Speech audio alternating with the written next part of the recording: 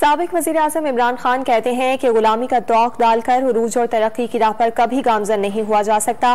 पाकिस्तान का वकार आज़ादी और खुद मुख्तारी से वाबस्ता है। मुल्क को साम्राज्य की साजिशों से पाक करते हुए हकीकी आज़ादी और खुद मुख्तारी हासिल करने तक चैन से नहीं बैठेंगे। इमरान खान ने अपने पैगाम में कहा कि उनकी हुकूमत अपनी कौम के मुफाद को एक आज़ाद खारजा पॉलिसी का मरकज बनाने की जिसारत कर रही थी। साजिश का वाहिद मकसद पाकिस्तान और उनकी हुकूमत को सजा देना था।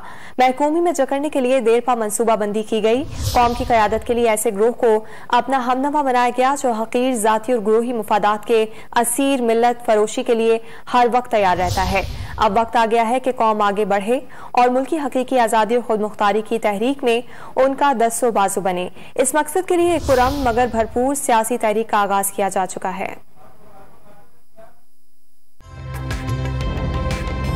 ताज़ा तरीन वीडियोस के लिए हमारा YouTube चैनल सब्सक्राइब करके बेल आइकन प्रेस करिए ताकि आपको मिले हर अपडेट सबसे पहले।